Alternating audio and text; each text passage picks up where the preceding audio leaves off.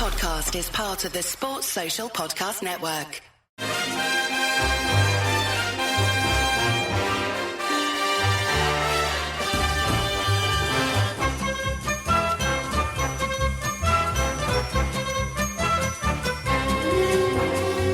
Hello everyone and welcome to Haway The Podcast. It's Gav and you join us for another Saturday news roundup. These are becoming a regular feature on the pod feeds, these news roundups, and I think it's because we spend the rest of the week shiting on about everything else, and then we get to a weekend and we're like, oh, we haven't talked about this, we haven't talked about that, so we've got a full agenda of different things to chat about today. And first off, just introduce these two fine fellas with me. First off, we've got Bomber.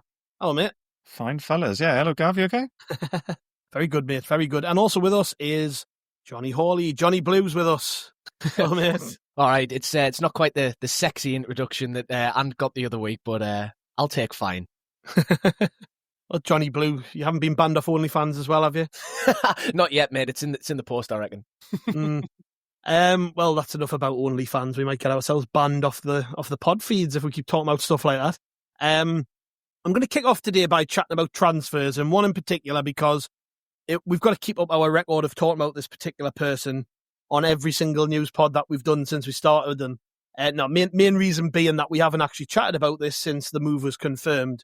But Jobe to Dortmund, very, very briefly, I'm going to go around the table on this one. That move was completed earlier in the week. He's signed a long contract on what is believed to be around £70,000 for Dortmund a week. He will be available to play for them in the Club World Cup, so he's not taking part in the England under-21s European Championships, and is their club record signing, having left Sunderland. And he had some nice words to say about Sunderland when he left. He was very respectful. On the Dortmund side, he seems very keen to get involved, and he's already in training, so his pre-season's already started. Jobe, then, Bomber, let's quickly go to you. Just briefly on this, were you happy with the way it was all handled and kind of the very respectful way in which he departed and the club said good things about him and he said good things about us? Were you? Presumably you were very happy about how it all played out in the end? Yeah, given the inevitability that it was going to happen, maybe perhaps not to Dortmund, but that he was going to be moving on. I think the whole thing, if you compare it to Tommy Watson and his transfer, it's chalk and cheese comparing the two. Like I said, there was an air of inevitability that he was going to go. I did cling on to that kind of one strand of hope that he might stick with us in the Premier League for one season. But that opportunity, I mean, he would have been silly to turn it down. He's left kind of having completed a job and what he was brought in to help do. So it's a natural close to that chapter. And he's one of the few players that will leave the club whose careers I'll probably follow. And wish them all the best. It doesn't happen that often, particularly for players that leave us, because they very rarely leave us to go on to bigger and better things. We're normally a stopgap on the way down, or someone to take the piss out of, or had been historically. So yeah, I wish him all the best. Like I say, I'm gutted, but it was done in a perfect way. The only thing that I would say, if I can echo, if I'm allowed to echo the sentiments of Simon Jordan on TalkSport, is that it was very, one day he's, in tears and he's saying that he loves the fans and this, that and the other, and that we'll always be a part of him and he'll always be thankful for his time with us. And then the very next day he's pictured in a Dortmund club saying that he was back home with the best supporters in the world and everything else. So that hurt me a little bit. That's like watching an ex go off with one of your mates. But I know he's not going to say anything different, is he? Having gone to a new club, he's not going to turn around and go, oh yeah, it's great to be at Dortmund, but you're not quite as good as the Sunderland fans. So I do appreciate that, but I think just one happening the day straight after the other felt a little bit disingenuous, but I'm over it. Yeah, like I said at the top, Johnny, these news pods, this has been a regular feature. I'm going to miss talking about Jobe because I think we've got to draw a line under it after today. There's going to be no need, unless he does something mad and decides to start crying on social media about wanting to be back in Sun and he misses the place and, I love the stack, it's not as good here, and all this kind of stuff. But no, it's sad though, innit? It's sad to see him go, but at the same time, I think we've all had a long time to get our heads around this. As I keep saying, we've chatted about this every single week, so we've known it was coming. It was just Yeah, sad to see him leave, but at the same time, he goes with our best wishes. It's a bit like, I don't know, it's a bit like sending one of your kids off to uni abroad, isn't it? It's like, you know.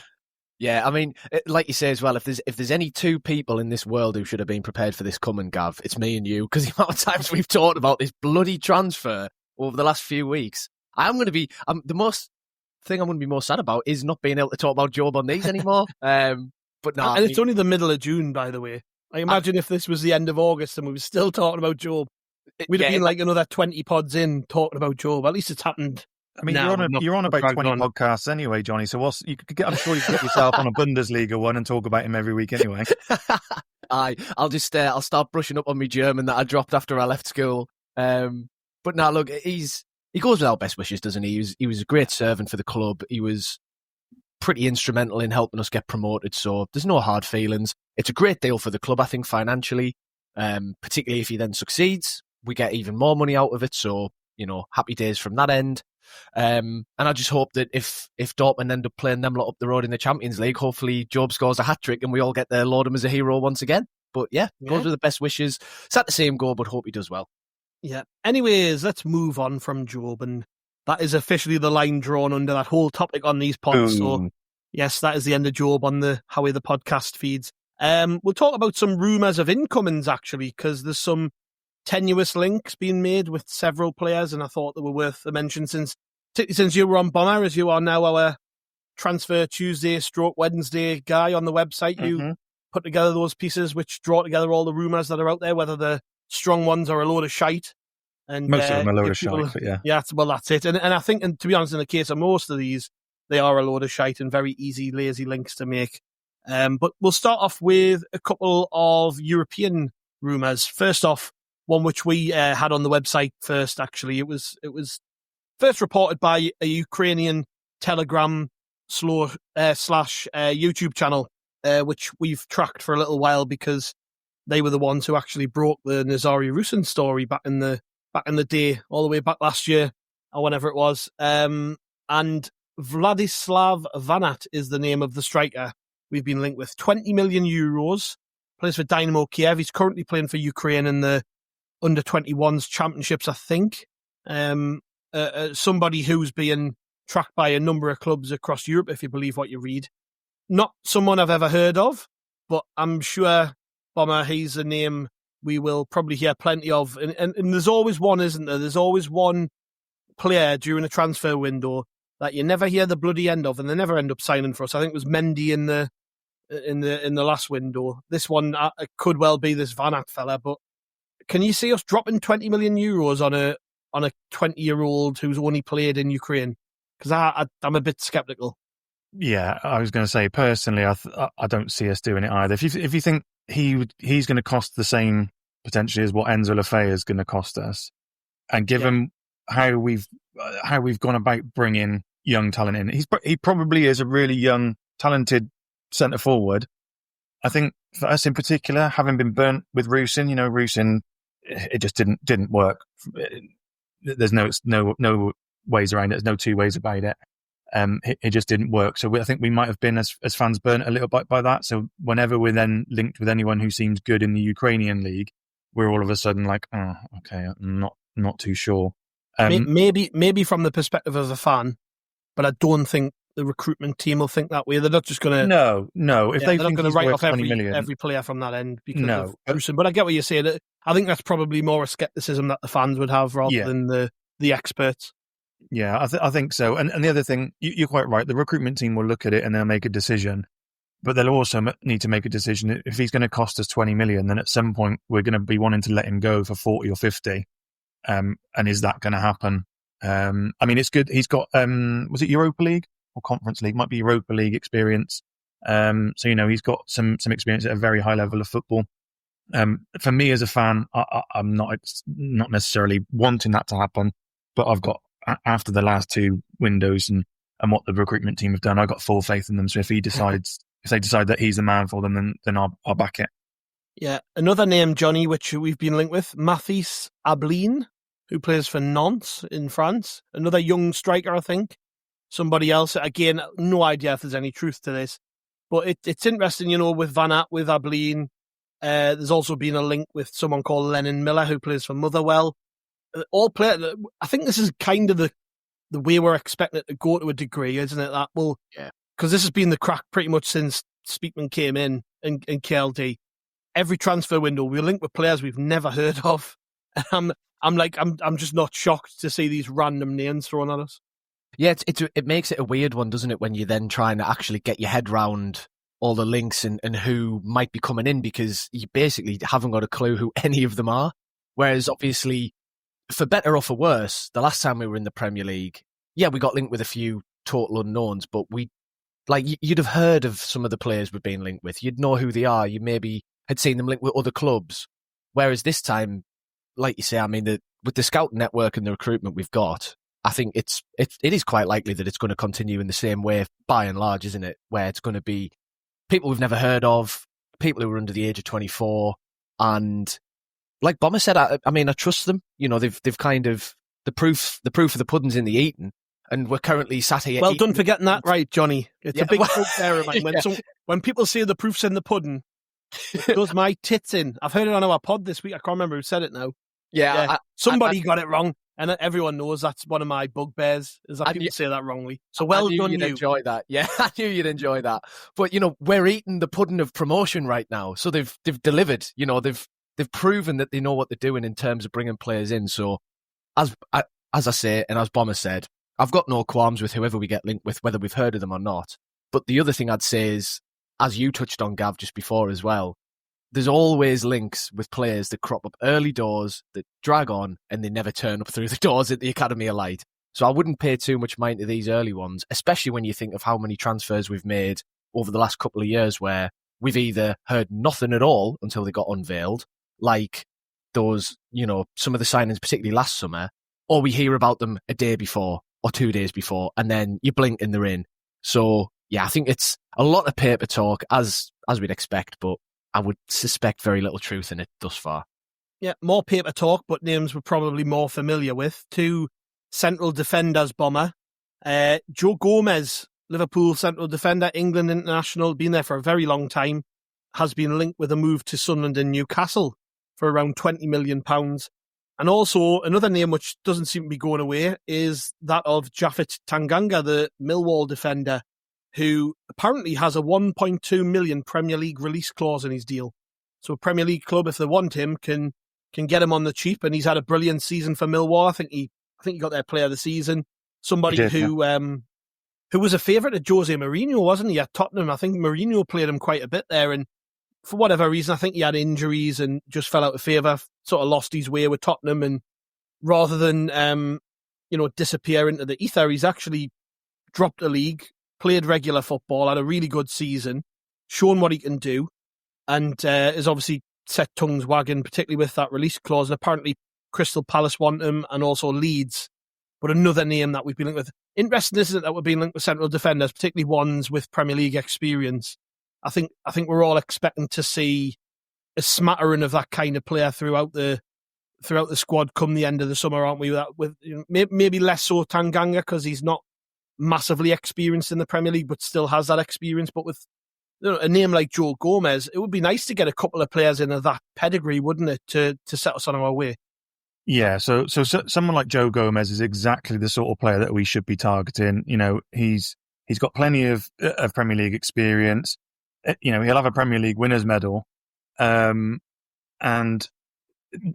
we do need to strengthen that centre back area.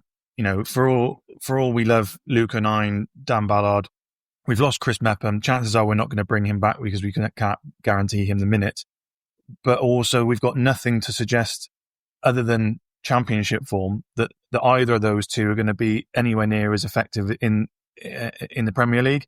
So, centre midfield, centre back are the two areas where we really, really need to make sure we get some Premier League experience in. Joe Gomez fits that profile. You know, he's not one of those that's kind of past his prime and is just dropping down before eventually dropping down the leagues and fading away. He's still a very, very good Premier League centre back. Only issue with him is his injury record, isn't it? Yeah, that's what I was going to come on to. Yeah, is whether or not you can get a season out of him, and it's probably the reason why. But at the same time, by the way, you know, he wouldn't be getting linked with us, would he? That's the that's true, and that's been true for a lot of players, I guess. That players who have done well for us are ones that have kind of either lost their way a little bit, or do have kind of injury worries, and we're willing to take a gamble on them. It's definitely a gamble that I would take at 20 million. However, the stuff that I'm reading is that it's 30 million that we've been offered at Newcastle. And I'm not sure I'd take that risk for 30 million. Would you want to break your transfer record again by another 50% for somebody who may or may not play 20 games, 25 games for you this season? Possibly not. The Tanganga one is interesting. I think if we can get him for 1.2 million, it is worth a roll of the dice, because, like you said, Jose Mourinho knows a good player, especially a defensive good player, because of the way that he prefers to play. And he's a perfect example of somebody who has kind of lost their way a little bit, not played so much football, is looking for a fresh start, like many of the players that we've brought in. And for 1.2 million, I think he would be well worth a gamble. So I would be pulling all stops just to bring him in. And if he works, brilliant. If he doesn't, then it's not as if we've broken our transfer record to bring that person in. So Tanganga's would be a big yes for me. Gomez, not the value that I've been seeing. But just as a little plug, both feature quite heavily on the transfer roundup this week. So. Yes. So make sure you read that if you haven't already caught it.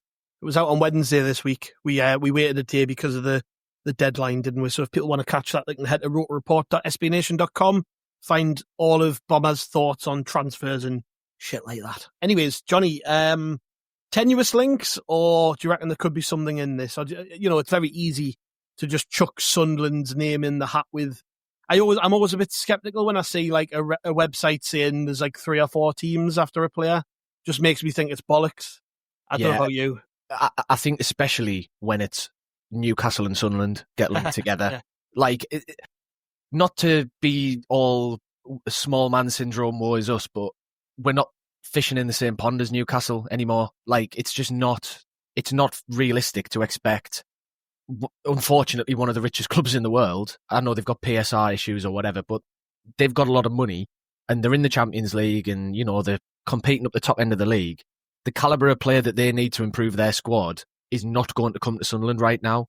Unfortunately, that's just the way the football ecosystem is. I know, I hate it. I hate saying it. I feel dirty, but like, money talks, doesn't it? And they've got a lot of it.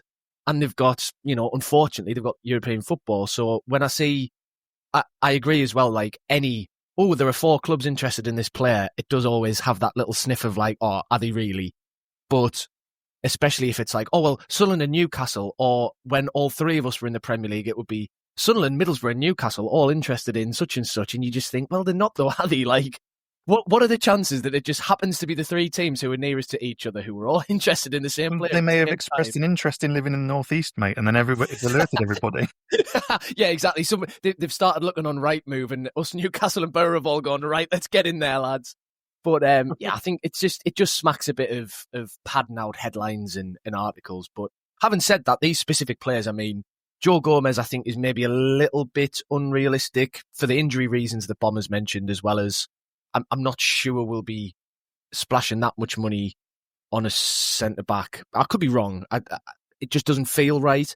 Tanganga, though, I think is somebody that we would certainly be interested in, because if it's true that it's 1.2 million, that's the kind of price where I think, if he's good enough to play for you, anybody's interested at 1.2 million. It's near enough free with Premier League money. So we'd be stupid not to at least be considering it. But we'll certainly be bringing in at least one centre-half. So I'm not surprised to see these sort of links. But yeah, I think it's a little bit of early window syndrome, where any links you see at this time of year, barring obviously the Jobe to Dortmund stuff, you just have to take it with a massive handful of salt.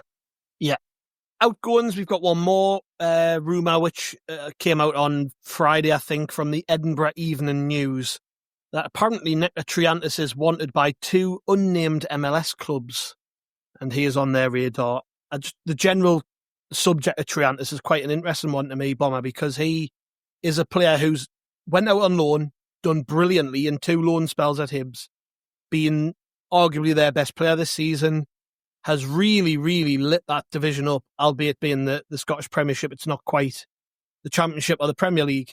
And I think had we not been promoted, every conversation around Triantis would be, he is Jobe's replacement, he should be in the team, etc., etc. But promotion might have changed things, probably has changed things with him. And having had that taste of first team football and that flavour of it, and now he's being linked with, call-ups for the Australian national team, the Greek national team. He's getting recognition, and he's at that age where he should be playing football. And it's like, what do? Do you hang on to this player in the hope that you can make a few quid on him? Because that's one benefit of being a Premier League club. You can kind of hoard players and loan them out and, try and develop them without playing them in your own team and then making money, which plenty of teams do. But there's also there's a bit at the back of my head, which is I'd actually really like to see Nectar Triantis play or given an opportunity. Yeah. What do you think? I'll give you my opinion on what I think will probably happen, and then come back at us. Mm-hmm. I think with him, they've got to see him in pre-season. They've got to give him that opportunity. The club's all about opportunity. I certainly don't think the club will stand in his way of getting a good move if that's what he wants, and if that benefits Sunderland in any way by the fee and all the rest of it. But I actually think the biggest benefit for us as a club is to let this play out. Yeah. Do not, we're in mid-June. There's no need to sell Nectar Triantis yet. Having had such a good season, he's in a bit of a luxury position where there's a number of clubs would love to have him. And I would like to see Sunderland just hang on to him for a bit and see how it goes. And worst case scenario, you loan him out again at the end of the window. Best case scenario, he really shines in pre-season. And a bit like Mayenda last year, he comes out of nowhere and everyone's like, oh, I wouldn't mind seeing him actually in the first team.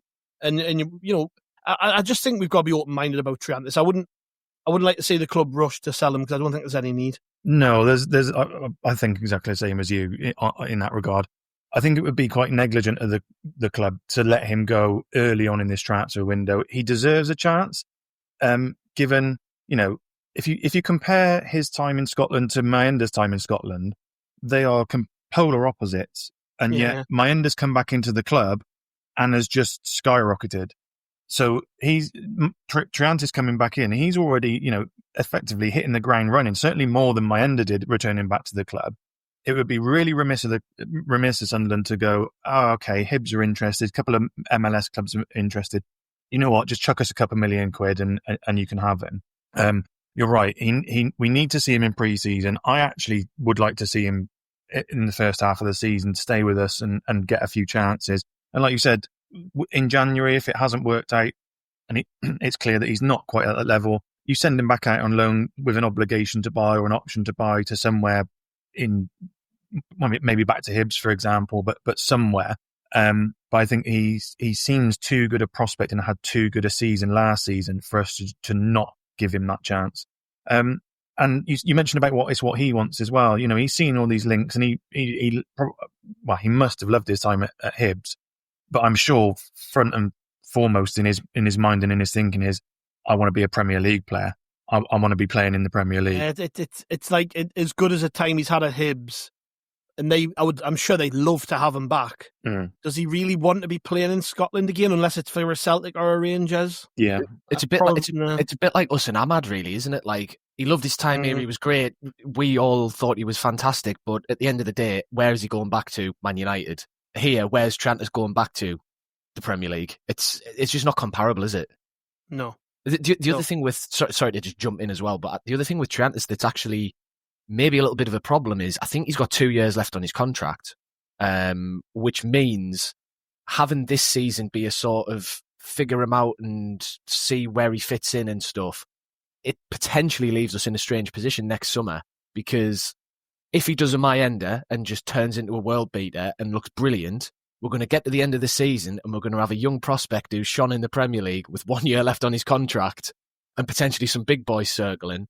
And conversely, if we keep him around for even the first half of the season, you get the next summer and you want him gone, all of a sudden he's only got a year left. You're not getting as much money as you would have done now for selling him. So I think I don't imagine the club are going to be panicking about it, but I do think that just adds a little extra dynamic to it, which is a little bit not unique. I mean, loads of players have 2 years left on the contracts, but it makes it a bit more difficult to kind of place him in where he is in our long-term plans, because we will have that decision to make either way next summer at the absolute latest. So there's a little bit of a time limit on it in that sense, I think.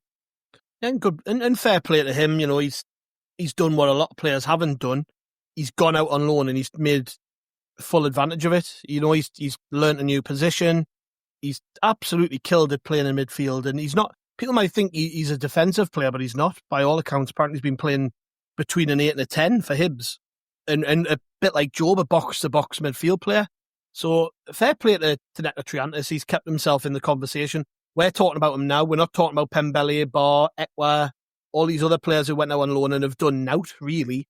He's gone out on loan and made people think about him. And when you talk about the model, the model is a million things. But for me, a part of it is if a lad goes out on loan and does really, really well, he deserves his opportunity with Sunderland. And that might well be in pre-season. So I'm looking forward to seeing how that one plays out. I'd love nothing more than him to really blow our socks off and us to be like, fucking hell, who's he? We didn't see him 12 months ago. Like, he's come back an absolute different animal.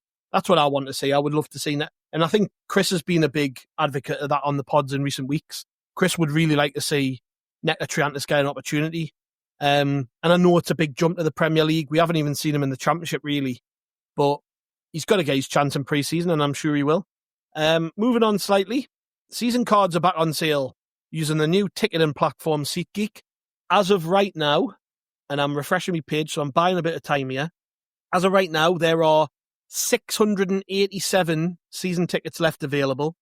Highly likely by the end of today, we are recording this on a Friday. It's highly likely by the end of the day, those could be sold out, and we could be completely sold out of season tickets. Out of an available at 38,000, there were only 687 left. That's, fantastic. We've been promoted. People want to get back to the stadium. They want to see a Premier League football team. It's been a tough few years, and I can understand why people might have sort of dropped off the radar, just pick and chose their games. Specifically want to talk about this, though, Johnny, because you actually had experience of trying to buy a ticket this week, and it didn't. It's a new ticketing platform. There's going to be teething issues. Yeah. Your experience wasn't great, and I just want to let people in on this, because we were actually recording a podcast while you were trying to buy your ticket, and I watched you go through the anguish. So, tell everybody how that went. Yeah, so, like you say, first experience with the new platform, you're going to expect something to go a little bit wrong, but I was in the queue nice and early. I was ready. As soon as it hit 10 o'clock, it was like, right, 200 people ahead of you or whatever. Brilliant. Get the front of the queue, and little warning as you go in, when you get in, you'll have 10 minutes to do your purchase. So I'm thinking, right, 10 minutes, in and out, nice and easy.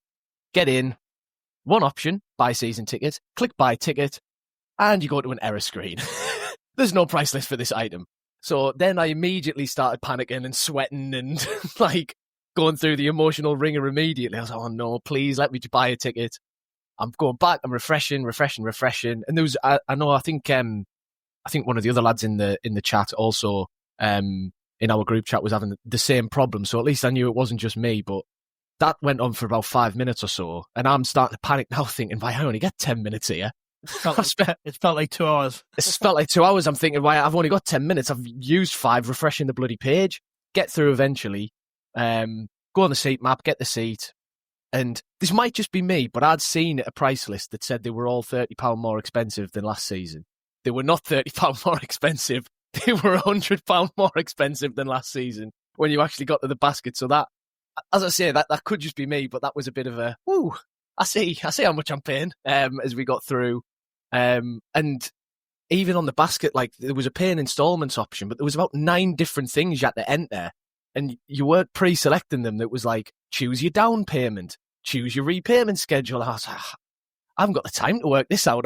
I had about 2 minutes left to sort the ticket. So I just bit the bullet and paid the full whack up front, desperate to secure the seat. And then as the adrenaline wore off and I stopped panicking, I thought, maybe I should have just took another minute or two to work out those installments. But it was fine in the end. I've got the ticket. It's all sorted. And I don't think anybody's not being able to get a ticket if they wanted one, bar in exceptional circumstances. I just think it was needlessly stressful. You know, like having the time limit, having the ticketing platform not quite work properly at first. It feels amateurish, doesn't it? When you expect something to just work and then it doesn't. It leaves you with a bad taste in your mouth, which thankfully I think that's all it is. You know, I was fuming at the time. I was furious because I was so stressed about bloody getting one. But after that kind of immediate anguish wore off, I think, it's just one of those, isn't it? For me, it's symptomatic of larger issues that have been at the club for a long time, which are being addressed slowly but surely. Particularly since David Bruce has come in, where just there are aspects of the off-pitch performance of the club that aren't up to scratch. And, you know, we had all the stuff with the club shop and the ticket office, and then, you know, they had the move and stuff. We've had the ticketing platform move now, you know, the Hummel kit deal and stuff. Like, they are working on it and they are making progress. But, yeah, just maybe a little reminder that everything's not fully 100% there yet, so they need to just keep an eye on stuff. But I have got a ticket in the end. And it's funny as well, because if you look at the seasons I've had a season ticket, I look like the biggest glory hunter in the world.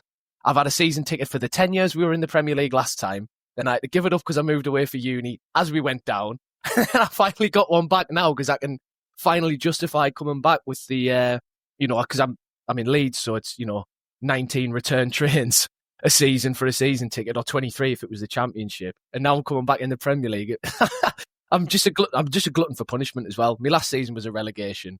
I might try and make it 2 out of 2 in a row like next season. But so what you're saying is you're a Jonah and you shouldn't be buying season tickets because we're going to get relegated because of you. Yeah.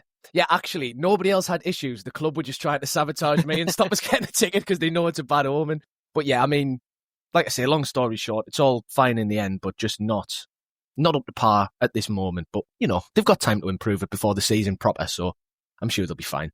Yeah, hopefully just teething issues, and I'm sure if there's anybody listening who had similar problems, you can get in touch with us, let us know. You might have had a really good experience, actually, not just looking for bad feedback on SeatGeek. I'm just interested to find out how people are managing it, really, because there was a lot of talk around Ticketmaster, and it was crap. Like, every single time there was a big event, it just didn't work for Sunderland fans. And I guess the whole point of moving to a new platform is to address some of them issues. I know one of the lads in the chat who has, one of our lads in Wrote a Report, he has disabled kids, and he just, to the complexity of the way he needed to sort his tickets, he couldn't do it online. So he had to jump in the car and stand in the queue at the ticket office, and had a nightmare. And hopefully it's just teething issues. Let's see how it plays out. Let's see if in 2 or 3 years we're calling for the heads of the SeatGeek upper management, and we're after maybe we'll be going back to Ticketmaster with our begging bowl, saying please come back. But just looking on the ticket tracker, as I said before, there was 687 left. 170 of those were in the east stand, 164 in the north stand, 13 in the northwest corner, 11 in the northwest upper, 126 in the Premier Concourse, 92 in the southeast corner, 36 in the south stand, none in the southwest corner, which is where I sit. So that'll be interesting, because it felt like every home game there was rows of empty seats around me. I thought it was me that was the problem, but apparently everybody's going to be using their seats next season. Everyone's clamouring to sit next to you, and then they actually sit next to you and decide not to come back. That's it. And then 35 in the west stand. So we are literally down to, I would imagine, mostly single seats in most of them areas, which is, look, it's great. I don't know about you, Bomber, but we want to see a full stadium every week, don't we, at the Stadium of Light? We don't want this, you know, and I totally understand people everyone's circumstances are different, as Johnny's just explained his, you know, his changed, and he wasn't able to keep up his season ticket, and there's a lot of people like that. And there's a lot of people who just didn't want to watch League One football, which I get, because it was fucking shite at times. I went every week. You know, I kept my season ticket. I didn't enjoy it every week. So I get it. I don't like when people are like, you know, where we use when we were shit and all this. Look, everyone's different. Nobody has to explain themselves. Certainly not when they're parting with hundreds and hundreds of pounds of money. When you've got kids, you know, it adds up. You've got to pay for them. It's the day out. It's not just about buying the season ticket. It's the bits before, having to feed them, having to go find somewhere to get refreshments, the strips. It's an expensive hobby being a Sunderland fan. I totally understand it. So, you know, and it's just too we easy just want to see a full stadium, don't we? Yeah, and it's too easy to throw kind of disparaging remarks at people and using how many home games or how many away games you've been to that season as a benchmark to how much of a better or more a Sunderland fan you are than somebody else. Like I get shit from time to time because I'll try and get to the stadium like 2 or 3 times a season, and I'll try and go to as many of the away games that are in the kind of the south of Birmingham as I can. And people try and use that as a yardstick to measure my commitment as a Sunderland fan to other people's. And yeah, like you said, it's annoying, and it doesn't mean that one person loves Sunderland more than another just because they happen to not have a season ticket last season. You know, my circumstances, I'd love to be up there at the stadium like every week, but it's an 8-hour round trip for me, so it's not just the cost of a ticket; it's £100 in fuel. I've got to go there and back in 8 hours if I want to for a home game, let alone the away trips. But yeah, I'd love to be able to. But. Yeah, well, I'm a 2-mile drive away from the stadium. That's why I can do it. You just roll out of bed and you're in your seat.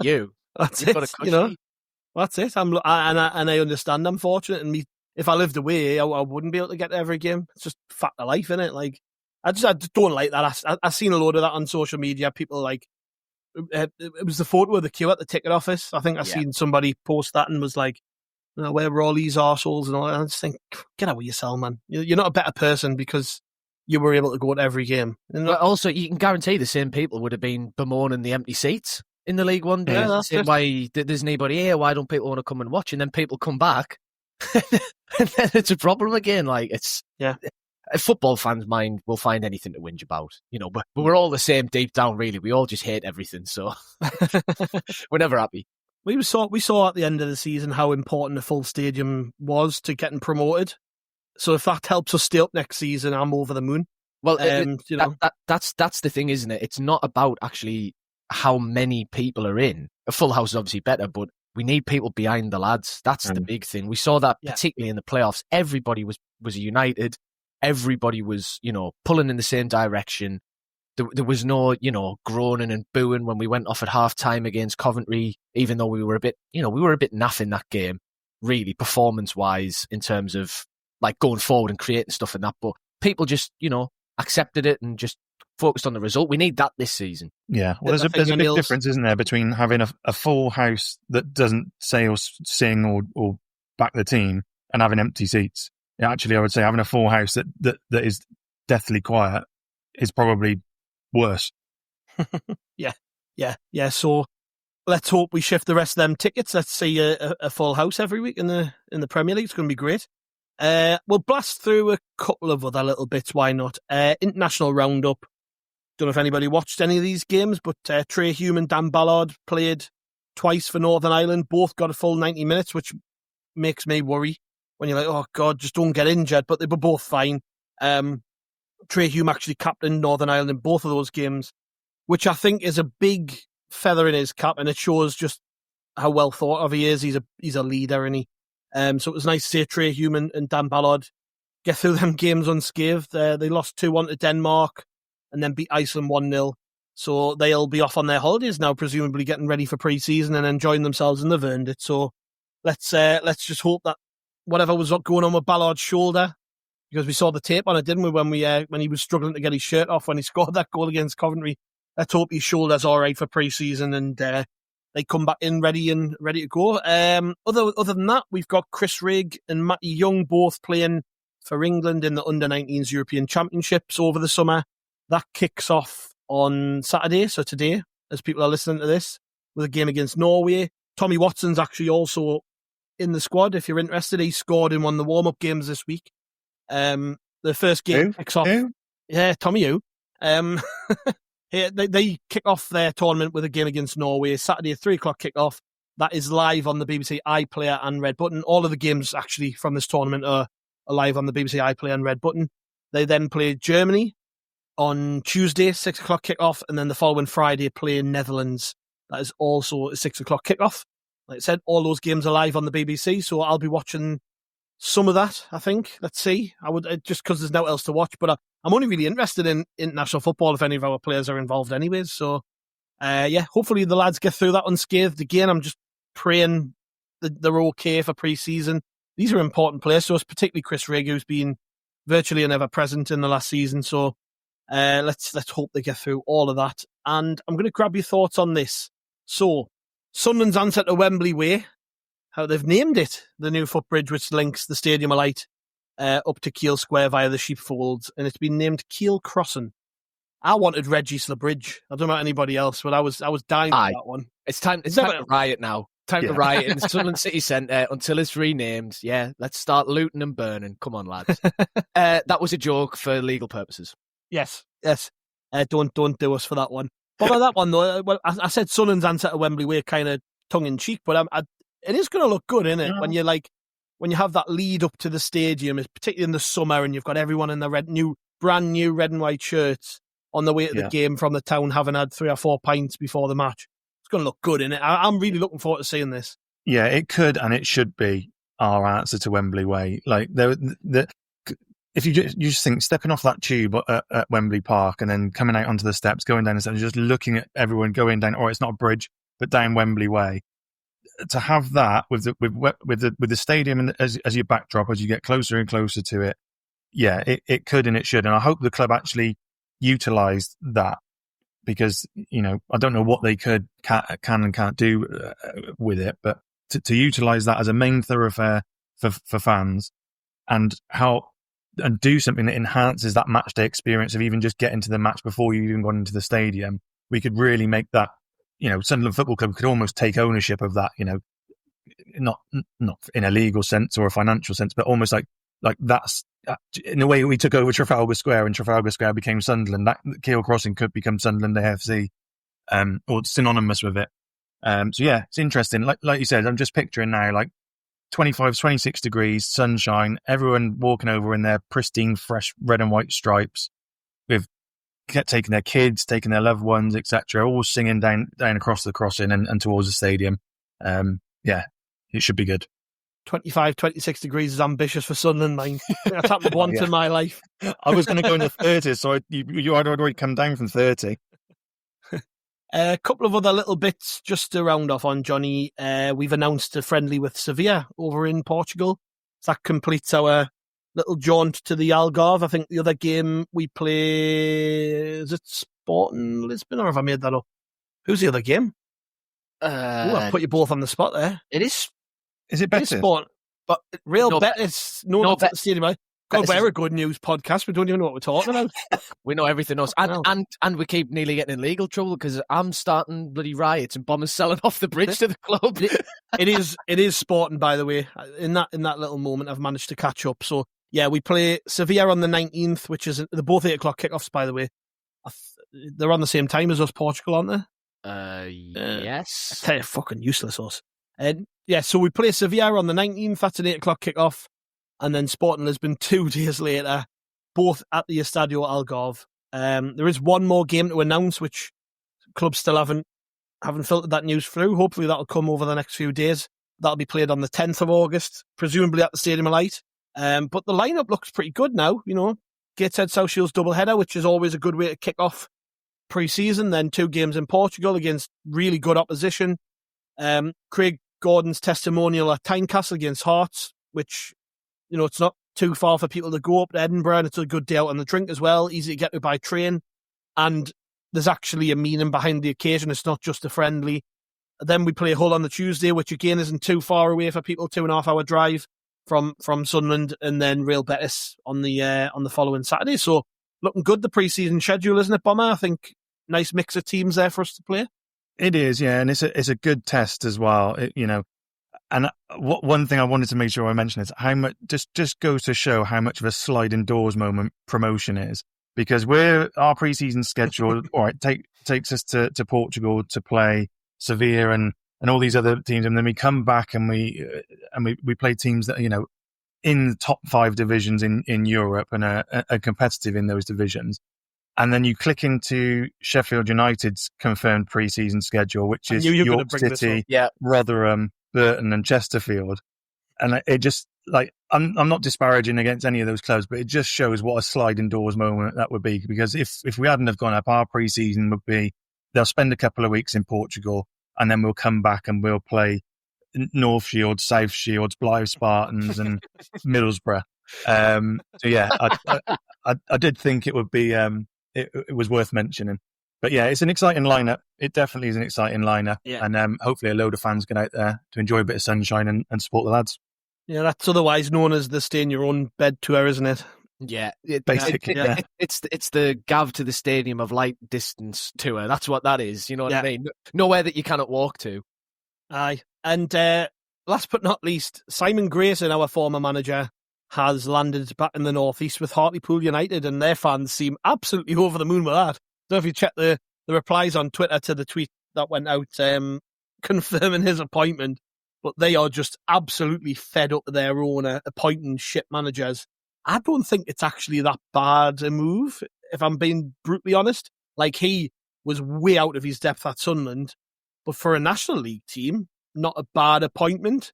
But I just can't, I think most Hartlepool fans probably have Sunderland in their mind's eye. A lot of them will have two teams because, a lot of them do, and a lot of them will have followed Sunderland very closely, and they'll have seen that documentary on Netflix where Simon Grayson came across like an absolute idiot and probably just not looking forward to that.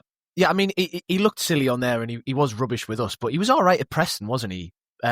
Before he came. Yeah, he was. He's actually got, I think he's got 4 AFL promotions. Yeah, like but then that was the justification we used when we appointed him, and that was and it's the same 7-8 years ago.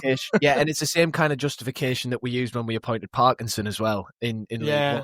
He's got promotions on his seat. He's back to back now, though, mate. So well, I mean, he's gone from strength to strength. It turns out all you need to do is you need to be absolutely horrendous for Sunderland in League One, and your career just takes off like a shot. Yeah. But yeah, I mean, like Grayson, he's obviously got some managerial ability. Otherwise, he wouldn't have carved a career out. And I think Hartlepool could have done a hell of a lot worse than him. I think it's a shockingly sensible appointment for a club that, by all accounts, has been an absolute basket case recently. Yeah. I was speaking to a Hartlepool fan the other week, and he was like going through some of the stuff that's happened at that club over the past few seasons. It's just like it's nightmare stuff if you're a fan of the club. So it's all right, isn't it? The only thing I would say is that there is an argument that non-league football is complete. I know it's National League, so it's top of the non-league pyramid, but it is a world away from league football. And a lot of the fans' kind of fury was that they hadn't brought somebody in who'd managed and done well in the National League. And I do get that, because we think the EFL and the Championship in particular is relentless. The National League is even more relentless. It's even more difficult to get out of. Their playoff structure is completely different. The budgets are completely different. Some players are having to they're all full-time clubs, but in terms of their like lifestyles and what someone like Simon Grayson would be used to, some of that experience and that he'll try and bring down to the National League just won't translate across and won't reflect across. That said, Simon Grayson is a more than experienced enough manager to try and adapt to that. But I do kind of get the fans' concern that they want somebody who has been successful in the National League. But I certainly don't think it warrants the amount of kind of furore and anger that it's been met with. Hey, he's just won the Nepal Super League with Lalitpur City. Oh, give him the Rangers job then. Quite the same level. Who are they to doubt him when he's led the Super Lalitpur City to the Nepal Super League title? He knows what he's doing. Hey, before that, he was the manager of Bengaluru in the Indian Super League, and he did nout apart from get to a cup final. But still, 3 years managing in Asia sets you up perfectly for a national league job. You tell Gus Poyet about only getting to a cup final, mate. Exactly. and you'll have Ange Postecoglou after you now, mind, because he says all trophies and competitions count the same. So absolutely, you start disparaging the Nepalese Super League, you're gonna have him beating down your door, mate. So watch out. Yeah. Well, we've spent far too much time talking about Simon Grayson, so I think this is time to end the pod. Thank you very much, gents. It's been a pleasure as always. Cheers, Thank you, Jonny. Cheers, Jonny. Thank you very much. Thank you, listeners. We are, as always, going to be back with another pod tomorrow. We are a daily podcast, so you can find new stuff on the feeds every single day. On Sunday, which is tomorrow as you listen to this, if you listen to this on Saturday, just get me head around where we are. We have another From the Vaults interview, which is an interview with former Sunderland midfielder Martin Woods.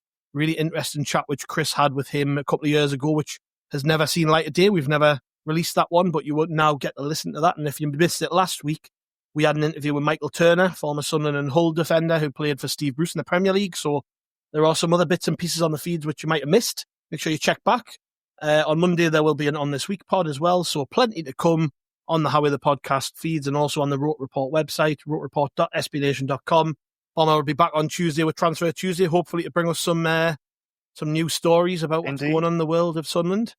And we'll be probably back with another news pod next Saturday. So plenty coming up on the feeds. But that just leaves me to say thank you very much. We'll catch you on the next one and we'll see you later.